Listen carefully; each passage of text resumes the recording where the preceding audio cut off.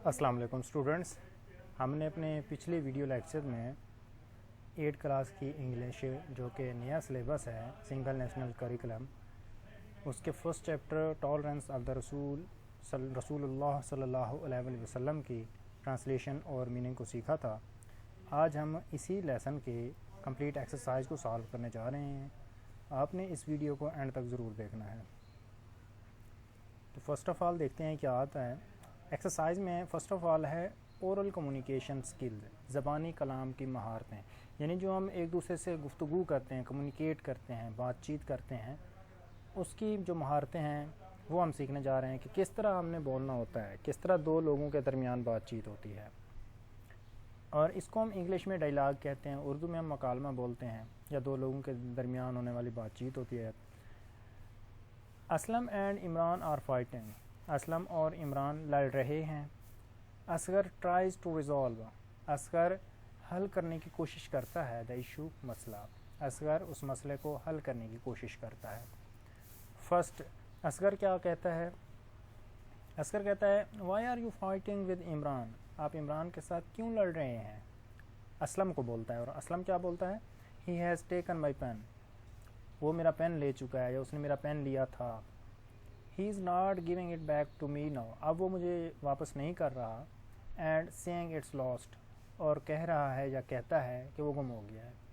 फिर असगर क्या बोलता है? Asghar you should not fight with him, आपको उसके साथ नहीं लड़ना चाहिए। Instead we should try to find it, इसके बजाय इसके हमें उसको तलाश करना चाहिए, यानी आपको लड़ना नहीं चाहिए बल्कि हमें उसको तलाश करना चाहिए। फिर इमरान क्या बोलता है? I had placed the pen on the desk, मैंने पेन को डेस्क पर रखा था। And now it is not there, और अब वो यहाँ पे नहीं है। They all start looking for the pen but in vain, वो सब पेन तलाश करने लग जाते हैं लेकिन बेसूद। फिर असगर क्या बोलता है?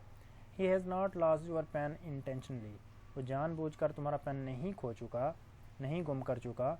I think you should forgive him, मेरा ख्याल है तुम्हें उसे माफ़ कर देना चाहिए। यू शुड शो टॉलरेंस, आपको सब्र तहम्मुल का मुज़ाहरा करना चाहिए, बुर्दबारी दिखानी चाहिए। असलम यस, जी हाँ, यू आर राइट, आप बिल्कुल ठीक कह रहे हैं। आई फॉरगिव हिम, मैं उसे माफ़ करता हूँ। इमरान थैंक यू ब्रदर, भाई आपका शुक्रिया। I shall remember this act of tolerance practised by you, मैं आपके सब्र तहम्मुल के इस अमल को या एक्ट को जो आपने करके दिखाया याद रखूँगा।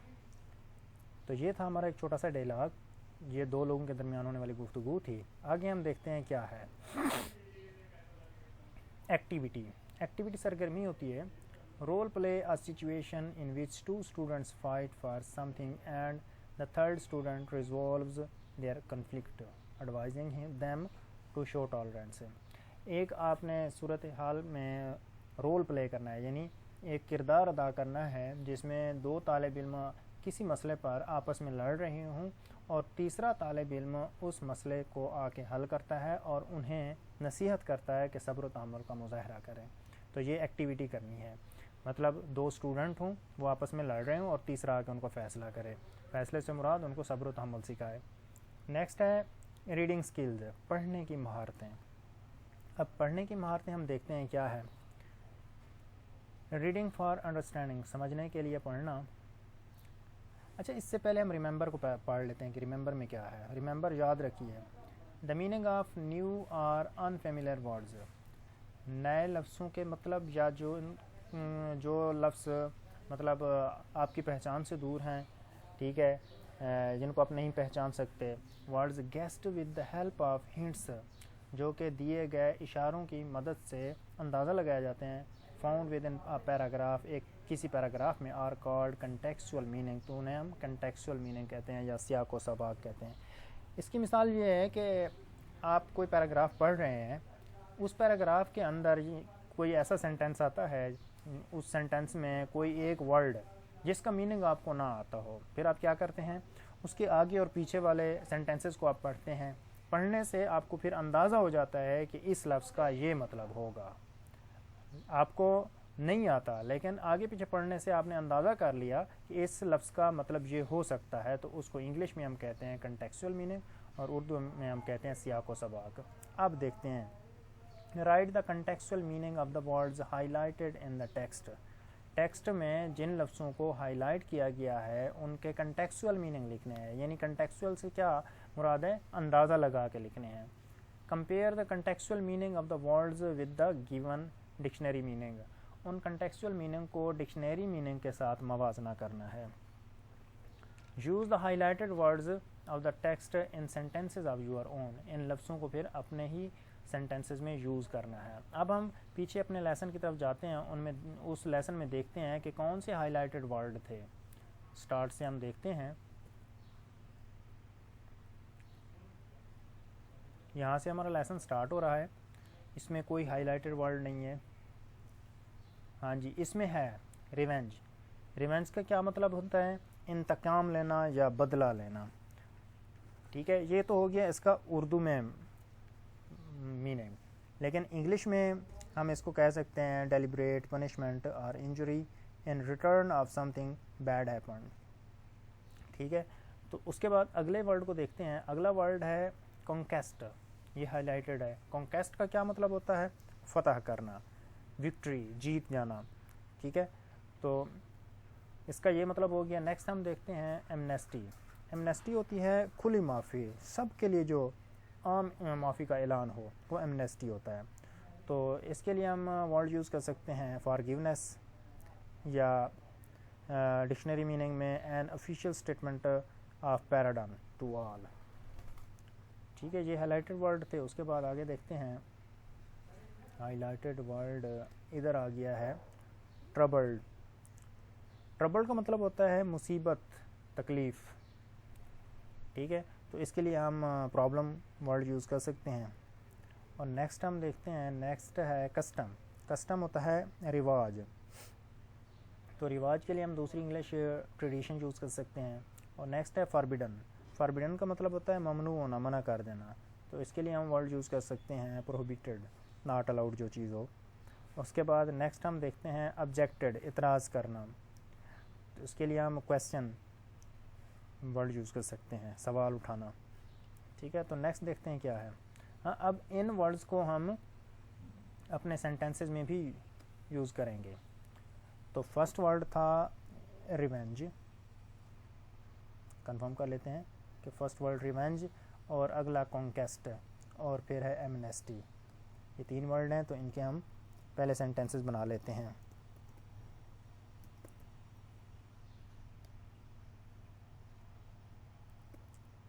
रिवेंज,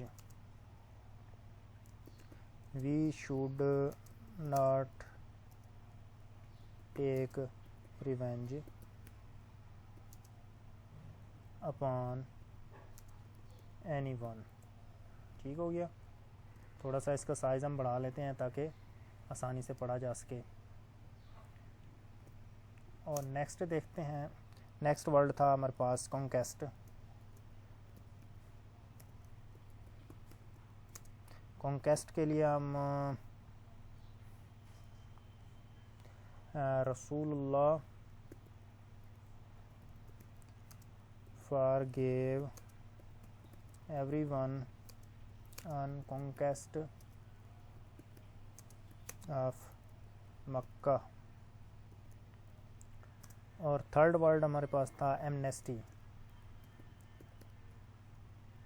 एमनेस्टी का हम सेंटेंस बनाते हैं, रसूलुल्लाह gave amnesty to everyone। और फोर्थ वर्ड हम देखते हैं एमनेस्टी के बाद ट्रबल्ड, कस्टम और फॉरबिडन, ऑब्जेक्टेड, ये हैं। पहले आएगा ट्रबल्ड।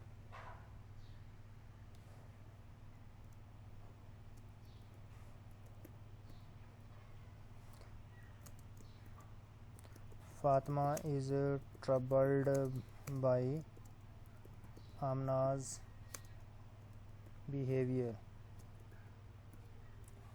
ठीक है, ट्रबल्ड के बाद था कस्टम।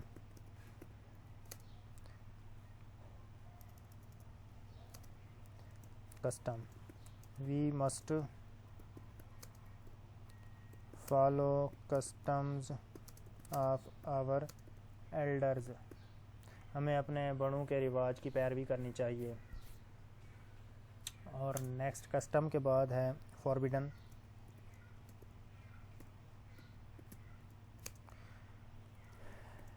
ईटिंग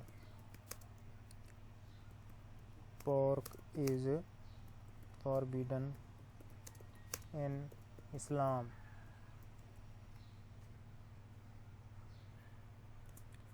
Next है objected. My mother objected on staying outside the home after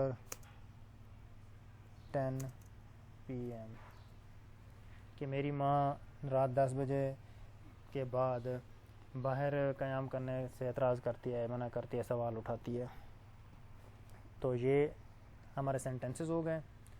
next हम देखते हैं कि हमसे क्या पूछा गया है।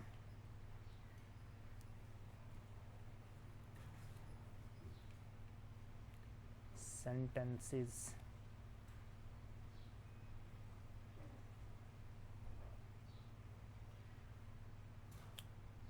सेंटेंसेस हो गए हैं। नेक्स्ट है comprehension questions.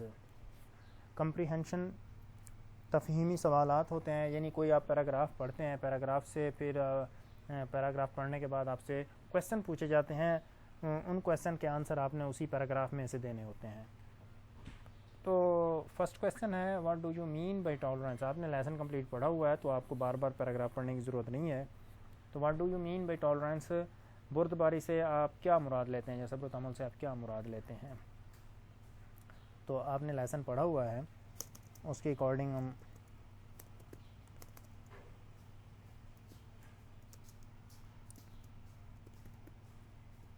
Tolerance means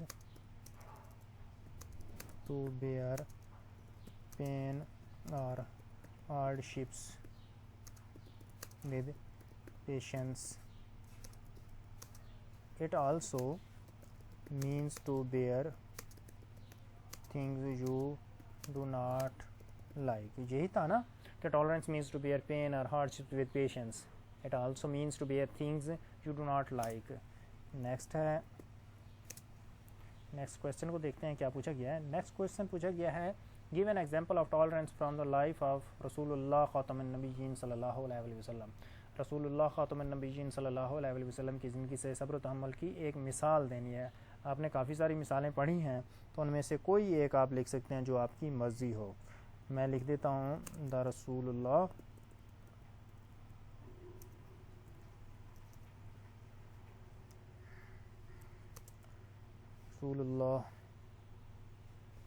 forgave those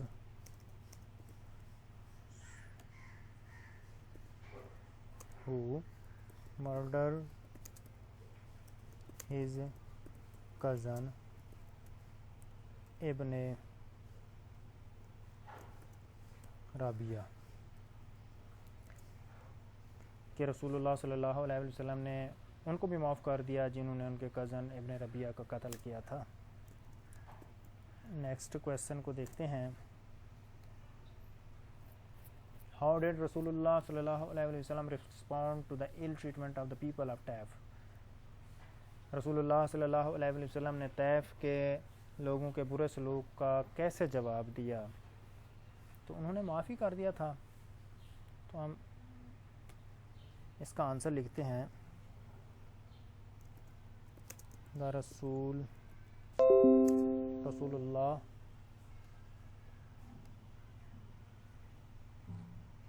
सल्लल्लाहु अलैहि वसल्लम said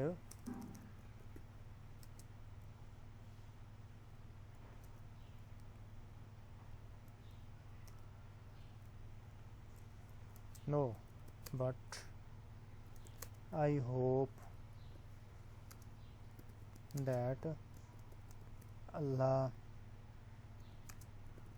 will let them beget children who will worship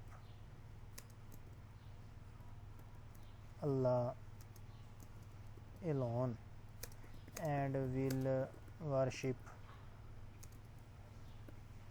none besides him। ठीक है कि रसूलुल्लाह सल्लल्लाहु अलैहि वसल्लम ने कहा नहीं, मैं उम्मीद करता हूँ कि अल्लाह उनसे बच्चे ऐसे पैदा करेगा जो सिर्फ अल्लाह की ही इबादत करेंगे और इसके अलावा किसी दूसरे की इबादत नहीं करेंगे।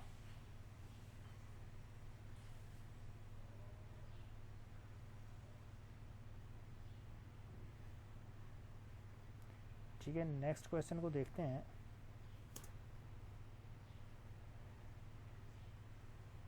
What did Hazrat Jibreel अलैहिस्सलाम ask the Rasul sallallahu alaihi wasallam when he was ill treated by the people of Taif? जब रसूलुल्लाह सल्लल्लाहु अलैहि वसल्लम तैफ के लोगों से बुरा सलूक किया तो हज़रत जिब्राइल अलैहिस्सलाम ने उनसे क्या पूछा? तो हम लिखते हैं answer.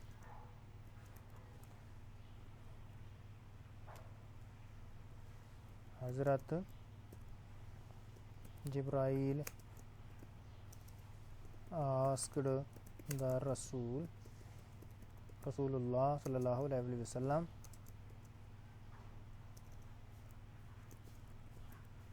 Allah has heard your people's saying to you and what they have replied back to you. Allah has sent the angel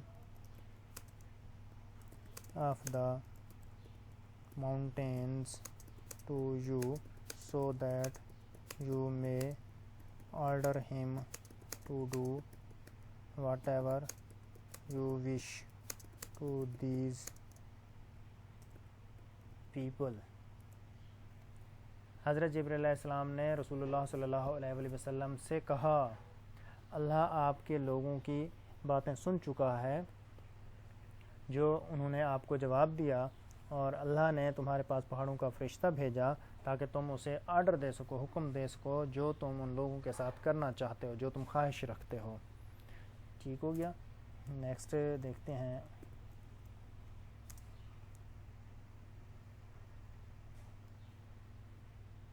How did Rasulullah sallallahu alaihi wasallam deal with his enemies at the conquest of मक्का मुकरमा? फ़तह मक्का मुकरमा के मौके पर रसूलुल्लाह सल्लल्लाहु अलैहि वसल्लम ने अपने दुश्मनों के साथ कैसा सलूक किया था? तो अपने दुश्मनों के साथ उनको भी माफ़ कर दिया था।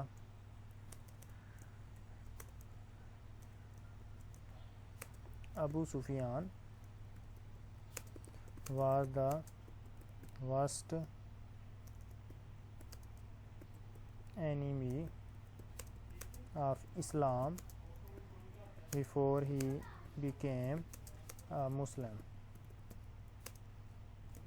At the conquest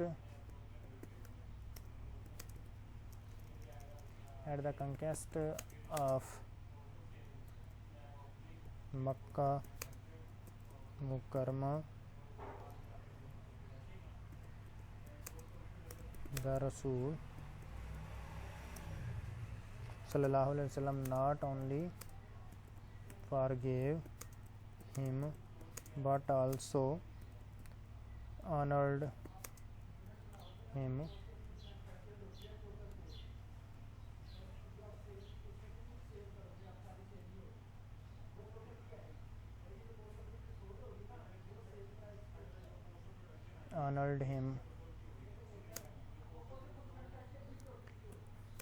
by declaring amnesty for those who took refuge in his house. तो रसूलुल्लाह सल्लल्लाहु अलैहि वसल्लम ने क्या किया? अबू सुफियान जो इस्लाम कबूल करने से पहले इस्लाम का बदतरीन दुश्मन था, फ़तह मक्का के मौके पर रसूल सल्लल्लाहु अलैहि वसल्लम ने ना सिर्फ उसे माफ़ कर दिया बल्कि ये ऐलान करते हुए उसे खुली माफ़ी का ऐलान करते हुए बल्कि उसे इज़्ज़त दी खुली माफ़ी का ऐलान करते हुए, और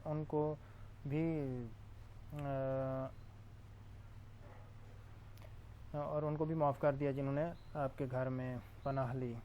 ठीक हो गया। नेक्स्ट देखते हैं क्या है। क्वेश्चन नंबर 6 है, व्हाट डिड हज़रत अनस बिन मालिक से अबाउट द रसूलुल्लाह सल्लल्लाहु अलैहि वसल्लम। हज़रत अनस बिन मालिक रसूलुल्लाह सल्लल्लाहु अलैहि वसल्लम के बारे में क्या कहते हैं। तो अनस, हज़रत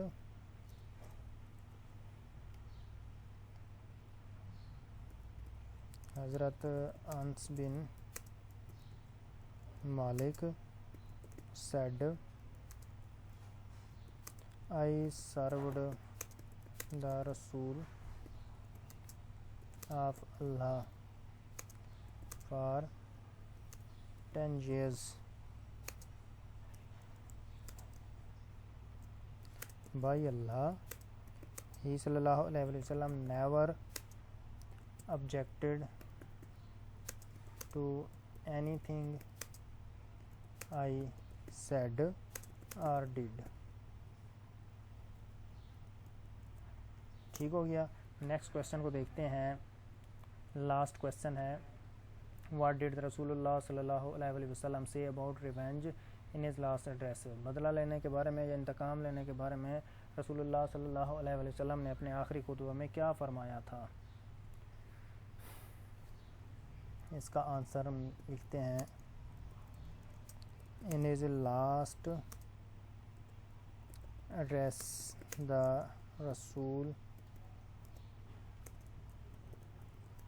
Rasulullah sallallahu alaihi wasallam said, revenge for bloodshed, as was the custom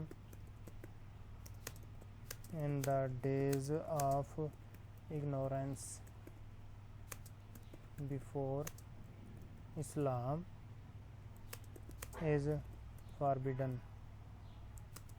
I forgive those who murdered my cousin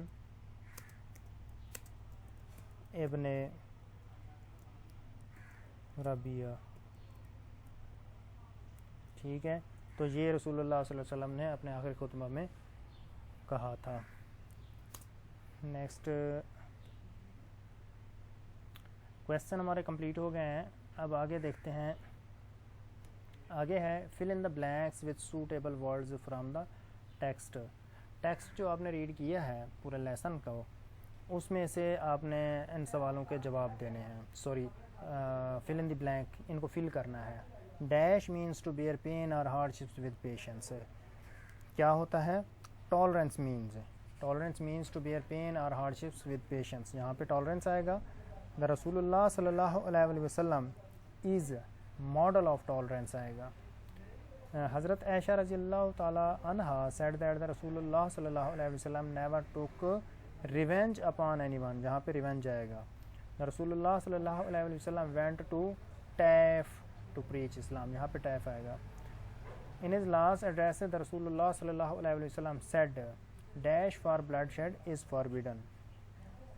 said revenge for bloodshed, खून रेजी के इंतकाम जब बदले माफ़ किए जाते हैं। नेक्स्ट हमारे पास है, identify the main idea of the tolerance the रसूलुल्लाह सल्लल्लाहु अलैहि वसल्लम। रसूलुल्लाह सल्लल्लाहु अलैहि वसल्लम की बुर्दबारी के मरकज़ी ख्याल की निशानदही करें। मरकज़ी ख्याल क्या था? Identify the topic sentence in paragraph 1 and also point out which specific words vivid verbs are used in it. पहले हम क्वेश्चन डी को देखते हैं, identify the main idea. Main idea हम इसका लिखते हैं,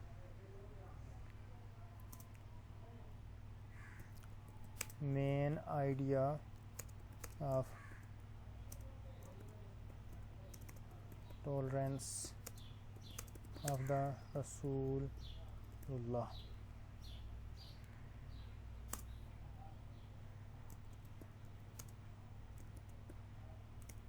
Tolerance means to bear everything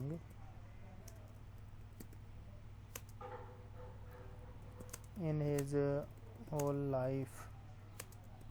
He never wished bad for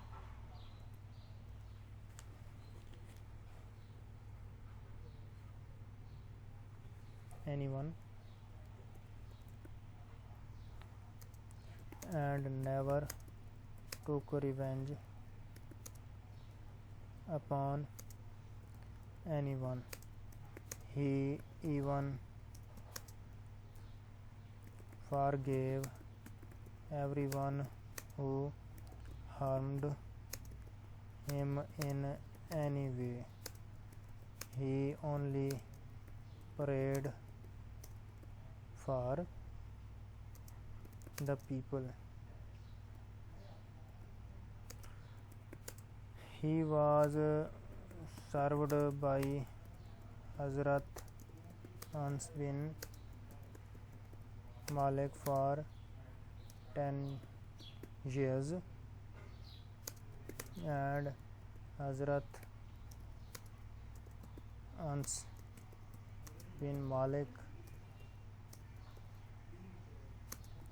said best about him. We should follow the noble examples set by Rasulullah Khatamin Nabiyyin sallallahu alaihi wasallam. All the problems of society are only because lack of tolerance. So, being tolerant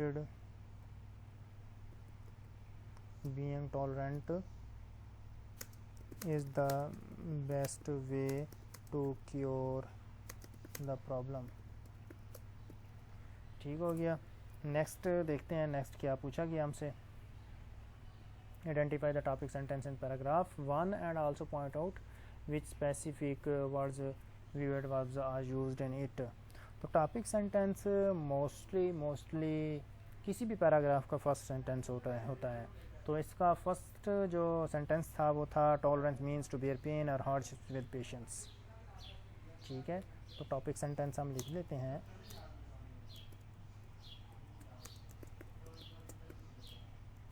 of first paragraph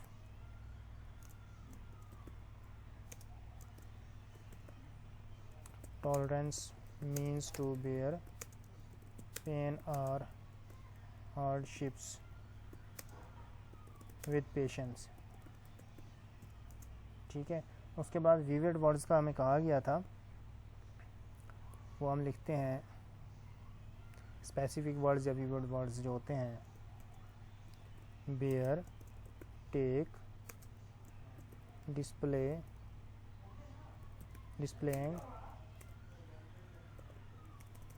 practice. ठीक हो गया. Next हम देखते हैं कि next क्या कहा गया है. टॉपिक सेंटेंस भी हमने लिख दिया और विवर्ड वर्ब्स भी हमने लिख दिया है. नेक्स्ट है वोकेबलरी एंड ग्रामर. ग्रामर और वोकेबलरी को देखते हैं. डिक्शनरी. रीड मी कि डिक्शनरी होती क्या है. A dictionary is a book. एक डिक्शनरी एक किताब होती है, एक लुगत एक किताब होती है. It tells us correct meaning of a word. ये हमें किसी लफ्ज़ का सही या दुरुस्त मतलब बताती है. इट्स स्पेलिंग उस लफ्ज़ के स्पेलिंग बताती है. सिनोनिम्स उसके सिनोनिम बताती है. मुतरादिफ अल्फाज, एंटोनियम मुतज़ाद अल्फाज, पार्ट ऑफ स्पीच बताती है. एंड प्रोनाउंसिएशन और उसके तलफ़ुज़ बताती है. डिक्शनरी का ये काम होता है. अब यूज़ टू डिक्शनरी को इस्तेमाल करना. अब see the meaning of a word. किसी लफ्ज़ का मीनिंग देखने के लिए हम यूज़ करते हैं. Check the spelling of the word. लफ्ज़ के स्पेलिंग चेक करने के लिए हम देखते हैं. Learn the pronunciation of the word. उस लफ्ज़ की प्रोनाउंसिएशन यानी तलफ़ुज़ को सीखने के लिए हम इस्तेमाल करते हैं. Break the word into syllables. किसी लफ्ज़ को सिलेबल में हम ब्रेक करने के लिए, तोड़ने के लिए यूज़ करते हैं. किसी एक बड़े स्पेलिंग यानी ऐसा कोई वर्ड जिसकी स्पेलिंग ज़्यादा हो तो उसके हम हिज्जे बना लेते हैं, फिर उसकी प्रोनाउंसिएशन करना आसान हो जाती है. Check what part of speech a word is, कि जिस लफ्ज़ को आप देख रहे हैं वो पार्ट ऑफ स्पीच के मतलब किस चीज़ से ताल्लुक़ रखता है, वो नाउन है, वर्ब है, एडवर्ब है, एडजेक्टिव है, क्या चीज़ है, इसको चेक करने के लिए। Learn plural of the noun, nouns के प्लूरल सीखने के लिए। Learn form of the verbs, verbs की फॉर्म्स को सीखने के लिए। Learn synonyms and antonym of the words, synonym और एंटोनियम सीखने के लिए भी हम डिक्शनरी यूज़ करते हैं। Ask the student to identify the features of topics and tenses, इसको तो रहने ही दें। नेक्स्ट है स्टेप्स टू यूज़ डिक्शनरी। एक डिक्शनरी यूज़ करने के लिए कौन कौन से स्टेप्स होते हैं। We can find a word with the help of entry word, हम एंट्री वर्ड की मदद से कोई लफ्ज़ तलाश कर सकते हैं। एंड गाइड वर्ड, और गाइड वर्ड की मदद से as shown in the given picture, जैसा कि एक तस्वीर में दिखाए गए हैं। Entry word are main word whose meanings have been given, they are arranged alphabetically from A to Z। Entry word वो वर्ड होते हैं जिनके मीनिंग दिए गए होते हैं और जिनको अल्फ़ाबेटिकली तरतीब में लिखा जाता है, यानी ए से जेड, पहले ए वाले होंगे, फिर बी वाले होंगे, फिर सी वाले होंगे, फिर डी वाले होंगे, इसी तरह एंड पे जेड वाले होंगे। अच्छा, guide word are found at the top of the page, guide word हर सफ़े के ऊपर लिखे होते हैं। दे सेव योर टाइम, वो आपका वक्त बचाते हैं।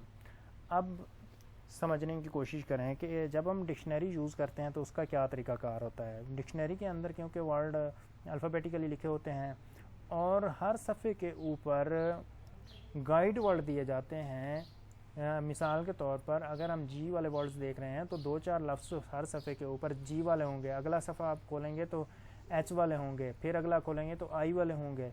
वो आपकी मदद करते हैं कि यहाँ पे जो आप वर्ड्स देखेंगे वो सारे जी वाले होंगे, ये इस सफ़े पे एच वाले होंगे, इस सफ़े पे आई वाले होंगे।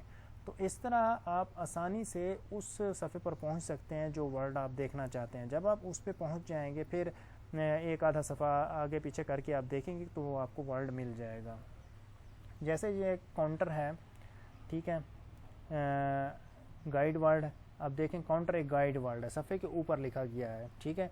तो इससे हमें अंदाज़ा हो गया कि नीचे जो भी वर्ड्स आएंगे वो सारे सी वाले होंगे, काउंटर से हमें अंदाज़ा हो गया है, ठीक है। तो ये काउंटर हमारे लिए गाइड वर्ड होगा और हमने देखना भी काउंटर था, ठीक है। तो नीचे वाला जो काउंटर है ये हमारा एंट्री वर्ड है। जो लफ्ज़ जिस लफ्ज़ की हमें देखने की ज़रूरत होती है उस वर्ड को हम एंट्री वर्ड कहते हैं, और जो लफ्ज़ कोई लफ्ज़ तलाश करने में हमारी मदद करते हैं वो गाइड वर्ड होते हैं। और उनके बिल्कुल आगे उनकी प्रोनाउंसिएशन होती है कि इस लफ्ज़ का तलफ़ुज़ कैसे करना है, और वो लफ्ज़ ग्रामर के रूल से क्या है, वो पार्ट्स ऑफ स्पीच का हिस्सा हो गया। जैसे इसके आगे एन लिखा हुआ है तो इसका मतलब है नाउन है। इसी तरह डेफिनीशन, ठीक है, तो डेफिनीशन भी इसके अंदर दी गई होती हैं। तो ये एक पूरा सफ़ा एक डिक्शनरी का है, तो इसकी मदद से आप सीख सकते हैं कि गाइड वर्ड कौन से होते हैं, एंट्री वर्ड कौन से होते हैं। उसके बाद है consult dictionary to fill in the given table, first one is done for you. Dictionary से आपने इनके बॉक्सेस को फिल करना है। रिफ्यूज पहला किया हुआ है, रिफ्यूज, और ये पार्ट्स ऑफ स्पीच के रूल से नाउन है, और इनका जो मीनिंग बनता है क्या होता है, रिफ्यूज पनाह लेना, यानी प्रोटेक्शन फ्रॉम डेंजर, किसी ख़तरे से पनाह ले लेना। डिक्लेयरिंग, डिक्लेयरिंग का मतलब होता है ऐलान करना, और ये प्रोनाउंसिएशन तो आप इसकी डिक्शनरी से देखेंगे, लेकिन पार्ट्स ऑफ स्पीच मैं आपको बता देता हूँ। ये डिक्लेयरिंग वर्ब है और इसका जो मीनिंग है ऐलान करना होता है, और ऐलान करना की दूसरी इंग्लिश हम यूज़ कर सकते हैं अनाउंस। और नेक्स्ट है प्रीच। प्रीच का मतलब होता है तबलीग करना, और ये एक वर्ब है, और इसका जो पार्ट्स ऑफ स्पीच है वो वर्ब है, और इसके लिए हम जो दूसरा वर्ड यूज़ कर सकते हैं वो है डिलीवर अ रिलीजियस सरमन, कोई मजहबी खुतबा दे देना, बयान करना, वो प्रीच होता है। और उसके बाद है ग्रेशियस। ग्रेशियस का मतलब होता है शाइस्ता होना, ठीक है।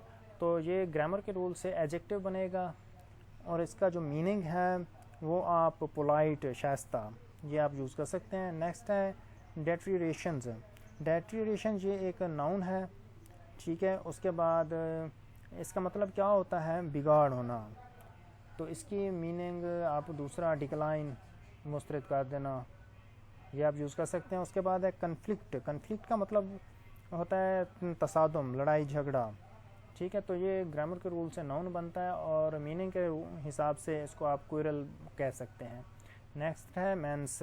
मैनस ये ग्रामर के रूल से नाउन है और ये मीनिंग के हिसाब से आप इसके लिए यूज़ कर सकते हैं, a person or thing that is likely to cause harm.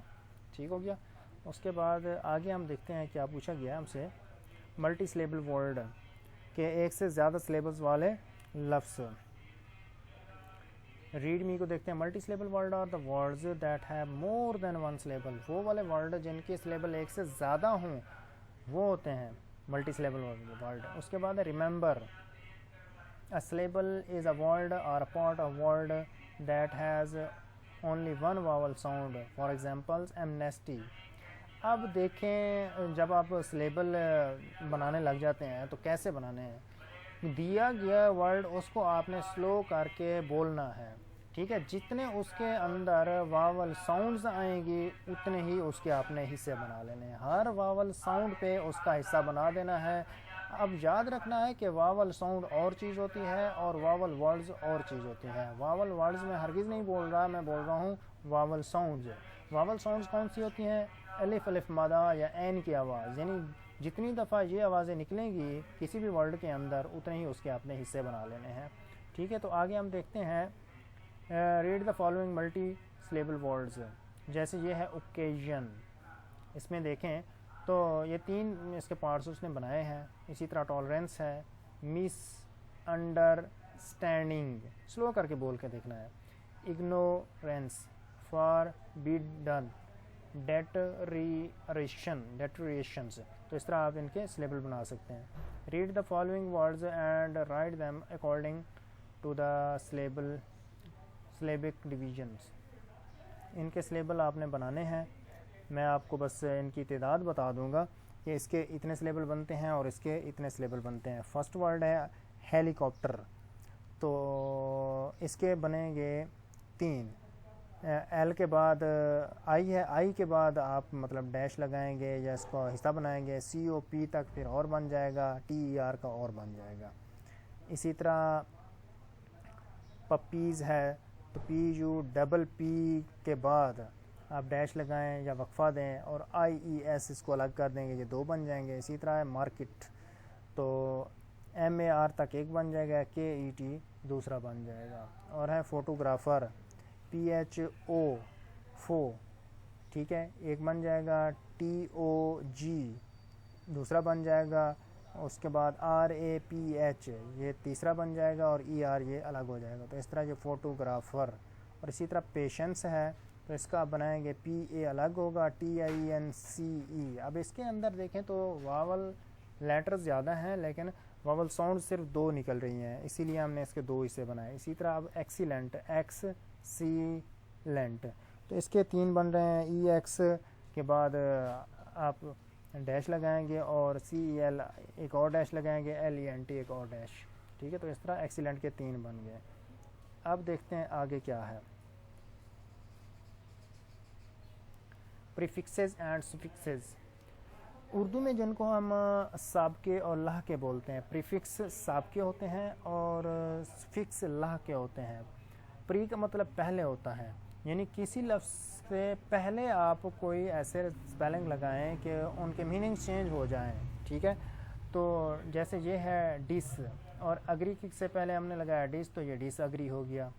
ठीक है, उसके बाद इन और इम, इन करेक्ट, करेक्ट से पहले हमने इन लगाया तो इनकरेक्ट गलत, जिसका मतलब होता है इम्पॉसिबल, नामुमकिन। इसी तरह डू से पहले RE लगा दिया, रीडू यानी दोबारा कोई काम करना।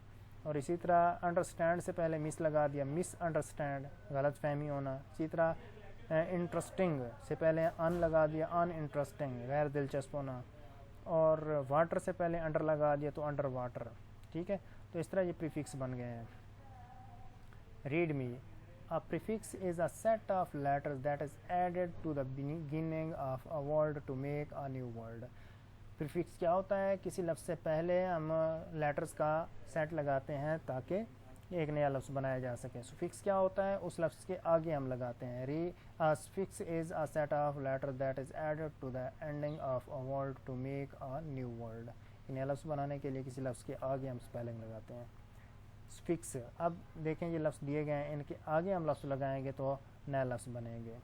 एबल, कैपेबल, ठीक है, कैपेबल इसके आगे हमने लगाया। इसी तरह टेरी और बल, कैपेबल किसी काम के काबिल होना, टेरिबल खौफनाक, और फुल इसके आगे लगाना है ब्यूटीफुल खूबसूरत होना, टूथलेस दांतों के बगैर होना, फ्रीडम आज़ादी, वर्कर, ईयर एंड पे लगा रहे हैं। अब देखें इन सब के एंड पे हम लगा रहे हैं नए स्पेलिंग्स नए लफ्ज़ बनाने के लिए, पेमेंट और हैप्पीनेस, ठीक है। तो इस तरह ये स्फिक्स बन गए। Right 10 words each having prefixes and suffixes, 10 लफ्ज़ आपने लिखने हैं जिनमें प्रीफिक्सेस भी हों और सफिक्सेस भी हों, मिक्स करके हमने लिखने हैं। तो मैं लिख देता हूँ एक अनहैप्पी, मिसफिट, डिसऑन,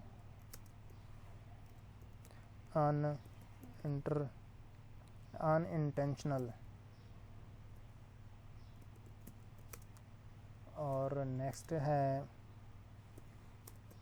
मिसट्रस्ट,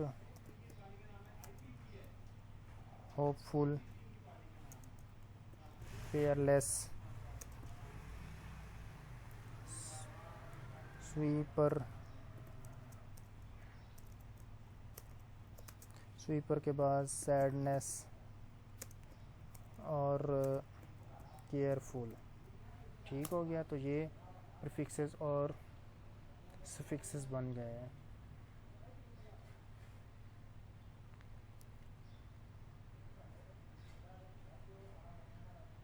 नेक्स्ट हम देखते हैं नेक्स्ट क्या कहा गया है। राइटिंग स्किल्स है। राइटिंग स्किल्स अब हमने देखनी है, यानी लिखने की महारतें। पैराग्राफ राइटिंग, एक पैराग्राफ राइट करना है, पैराग्राफ की राइटिंग करनी है। Read me, a mind map help us to arrange ideas logically and effectively. कोई भी आप तहरीर लिख रहे हैं, लिखने से पहले उसका एक माइंड मैप बनाया जाता है, जहन में उसका एक स्केच बनाया जाता है कि हम क्या लिख रहे हैं और किस अंदाज से इसको हम लिखेंगे, ठीक है। उसके बाद नेक्स्ट है write an incident from your real life where you show tolerance. अपनी हकीकी ज़िंदगी से आपने कोई एक वाक़या लिखना है जिसमें आपने सब्र तहम्मुल का मुज़ाहरा किया हो। जस्ट अ रिमाइंडर, सिर्फ ए रिमाइंडर के लिए उसने दिया है। The topic sentence of your paragraph should have the main idea of that paragraph. Topic sentence आपके पूरे पैराग्राफ का मेन आइडिया होना चाहिए। अब टॉपिक सेंटेंस कौन सा होता है किसी भी पैराग्राफ को? फर्स्ट सेंटेंस होता है। तो माइंड मैप ये है, व्हाट हैपन, वाक़या क्या हुआ, टॉपिक सेंटेंस हो गया। और व्हेन डिड इट हैपन, ये कब वाक़या हुआ। हु वर इन्वॉल्व्ड, इसमें कौन इन्वॉल्व हुआ था। हाउ डिड इट हैपन, ये कैसे वाक़या हुआ। व्हाई वाज इट इम्पॉर्टेंट, तो ये क्यों अहम था। ये रियल लाइफ से आपने इंसिडेंट लिखना है। तो इसको हम लिखते हैं real life incident.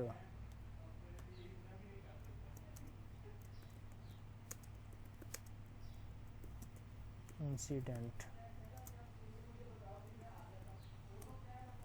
once upon a time I was traveling in a bus. The bus was full and many people were standing in bus. I also stood with some other people.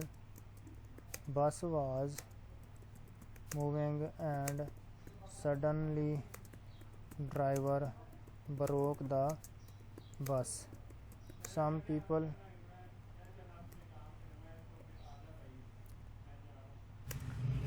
fell over me. I stood up and I was really angry, but I did not say anything and remained tolerant. कि एक दफ़ा का वाक़या है कि मैं बस में सफ़र कर रहा था, बस मुसाफिरों से फुल भरी हुई थी, ठीक है। तो मैं भी दूसरे लोगों के साथ खड़ा हो गया, बस जब चल रही थी तो अचानक ड्राइवर ने ब्रेक लगाई, तो कुछ लोग मेरे ऊपर आके गिर गए। मैं खड़ा हुआ, मुझे वाकई गुस्सा हुआ, लेकिन मैंने उन्हें कुछ ना कहा और मैंने सब्र तहम्मुल का मुजाहरा किया। ठीक हो गया। नेक्स्ट क्वेश्चन को देखते हैं। नरेटिव राइटिंग, अब बयानिया लिखना। नरेट टॉलरेंस ऑफ द रसूल सल्लल्लाहु अलैहि वसल्लम in your own words keeping in view the text. Text को ज़हन में रखते हुए टॉलरेंस ऑफ द रसूल सल्लल्लाहु अलैहि वसल्लम को अपने ही अल्फाज में लिखना है। ठीक है, और क्या करना है? The given mind map will help you to identify the feature of a good narrative. नीचे माइंड मैप दिया गया है, इसको ज़हन में रखना है। टाइटल आपने देना है टॉलरेंस ऑफ द रसूलुल्लाह सल्लल्लाहु अलैहि वसल्लम, और करेक्टर आपने लिख देने हैं। हज़रत मोहम्मद सल्लल्लाहु अलैहि वसल्लम, हज़रत जिब्राइल, अबू सुफियान ये करेक्टर थे। और सेटिंग आपने लिख देनी है। इसमें कोई जगह का नाम आएगा जिसमें सऊदी अरेबिया, ठीक है, और सऊदी अरेबिया में कौन सी जगह थी? मक्का मुकरमा, तैफ था, और टाइम क्या था? 14 ईयर्स अगो, 1400 साल पहले की बात है। इसी तरह पहला वाक़या क्या था? Amnesty to everyone who took refuge is Abu Sufyan house. ठीक है, तो इवेंट नंबर 2 में आप लिख सकते हैं रसूलुल्लाह सल्लल्लाहु अलैहि वसल्लम invited Taif's peoples towards Islam but they injured him, लेकिन उन्होंने आपको ज़ख्मी कर दिया। और तीसरे वाक़ये में आप लिख सकते हैं रसूलुल्लाह सल्लल्लाहु अलैहि वसल्लम रसूलुल्लाह last address and his stress on tolerance. ठीक है, उसके बाद यहाँ पे आप कंक्लूडिंग पैराग्राफ लिख सकते हैं। Tolerance can guide us and help us remain peaceful.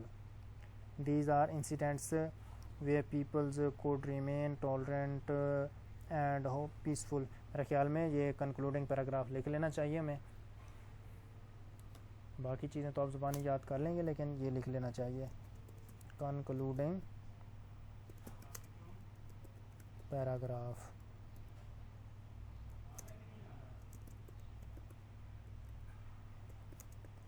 Can guide us and help us remain peaceful.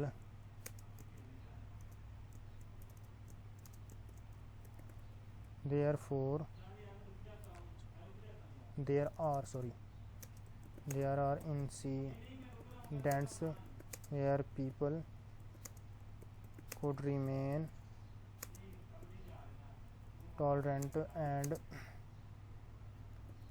peaceful, but they choose fighting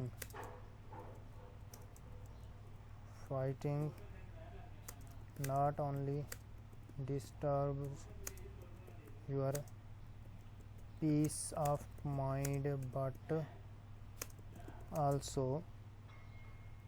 puts your life in danger. So tolerance is the best policy to be successful.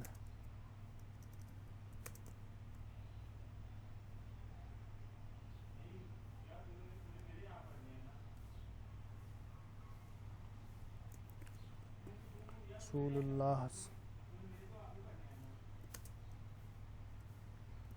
tolerance impressed everyone. ठीक है, ये concluding paragraph हो गया। आगे इसको complete करते हैं। Tolerance is one of the core values of Islam.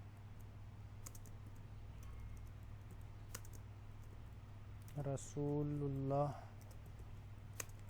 life is full of such examples. He even forgave Abu Sufyan, who was first enemy of Islam on conquest of Makkah.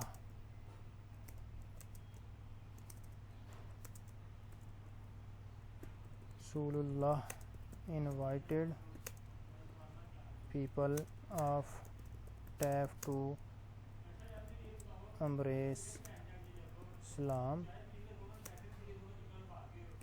but they refused.